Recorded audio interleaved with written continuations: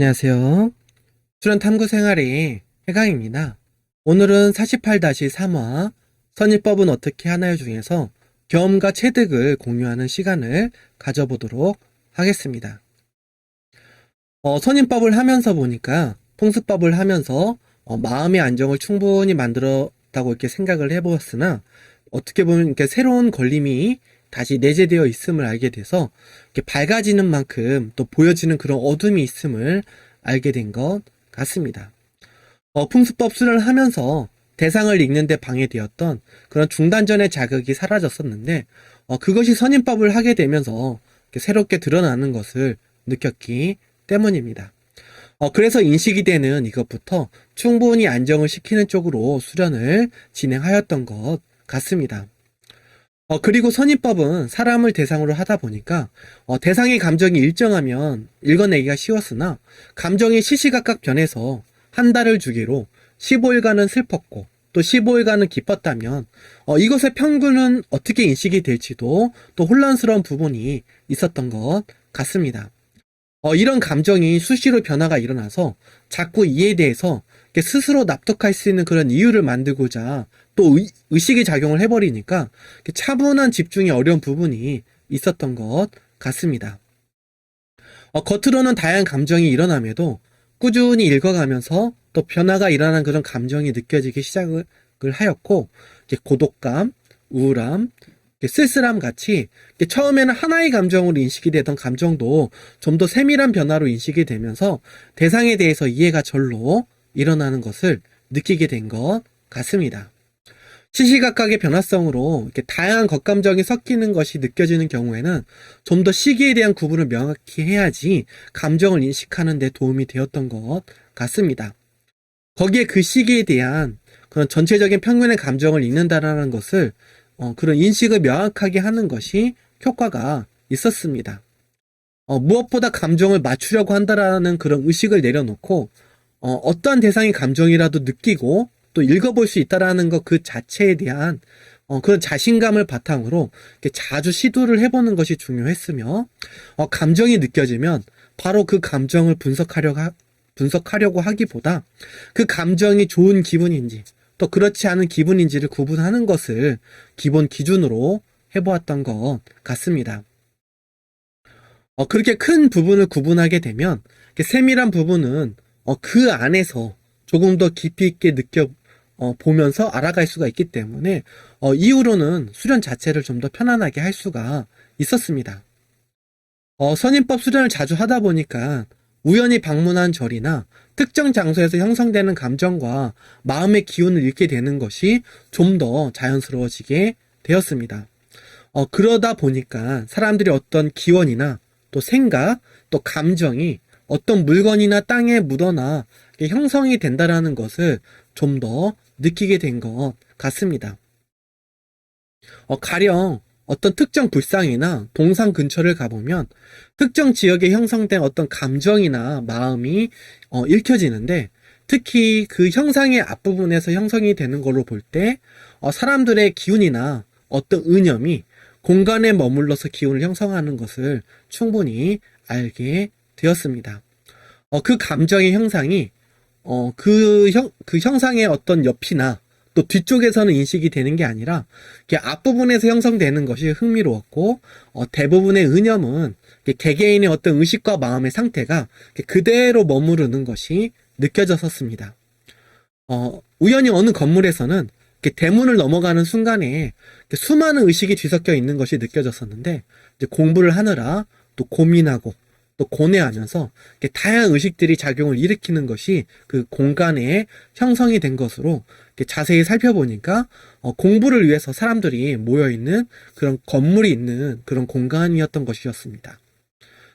또는 어느 선사를 멀리서 살펴보는데 슬픔과 그리움이 가득해서 또 무슨 일인가 해서 다가가 보니까 그런 존재들을 위해서 어떤 기도를 하는 그런 행사를 하는 기간인 것으로 볼 때 사람들이 하나의 이렇게 일념에서 또 형성하는 그런 기운들이 모이면 정말 주변에 큰 영향을 끼치겠다라는 그런 생각이 들었습니다. 이러한 것들이 체계 논리 합리적인 그런 확인의 과정으로 스스로 인지인식 또 인정이 되면서 보이는 것이 다가 아니며 또 사람의 의식과 마음은 어떻게 직이나 공간에도 충분히 영향을 끼칠 수 있음을 알게 된 것 같습니다. 예전에 차를 구입한 사람의 차를 얻어 타게 된 경우가 있었는데 그 차의 감정이 또 성급하고 또 흥분된 상태가 인식이 돼서 이전 운전자가 운전할 때 그 감정과 마음이 차에도 그대로 스며들어 영향을 미치는 것을 알게 되었습니다.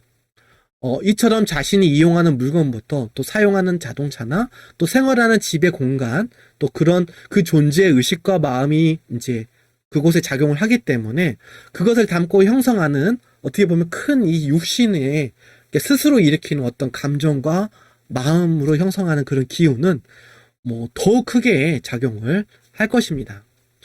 그래서 어떠한 경우라도 밝고 긍정적인 의식과 마음을 갖는 것이 자신을 위해서도 정말 중요한 일이겠다라는 그런 생각이 들었습니다.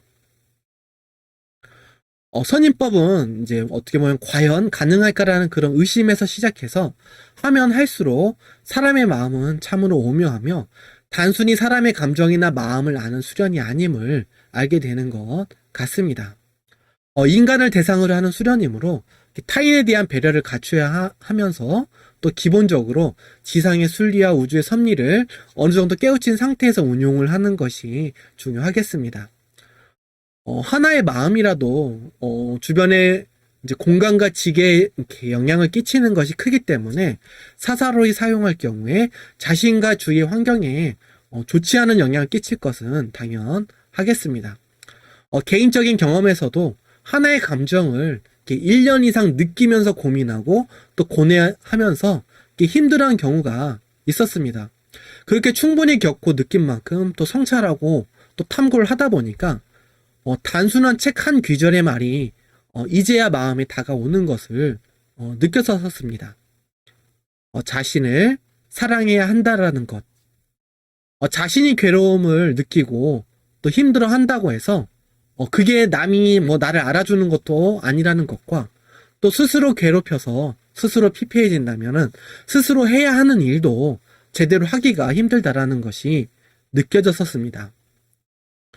괴롭고 힘들어 하는 게 남이 알아주기를 바라는 그런 어찌 보면 신용일 수도 있고 또 어떤 일을 해야 하는데 스스로 감정이 아프고 마음이 혼란해서는 그 일을 진짜 잘 할 수가 있을까?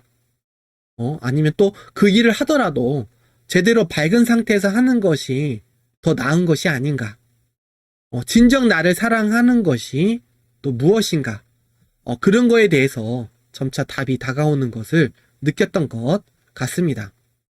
여기서 자신을 사랑한다라는 것에 대한 그런 어떤 귀한 경험과 체득도 중요했지만, 무엇보다 크게 느껴진 것은 어떠한 것이든지, 마음 공부라는 것은 그것에 대해서 충분히 겪어보고 또 느껴보는 가운데 생기는 것이라는 것이었습니다.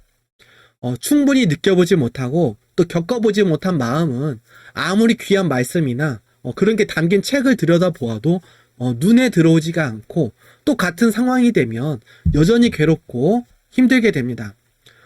하지만 바른 방향으로 그것을 충분히 느껴보고 겪어본 것은 동일한 상황이 오더라도 그 존재가 나아갈 수 있는 크나큰 동력을 준다는 것이었습니다.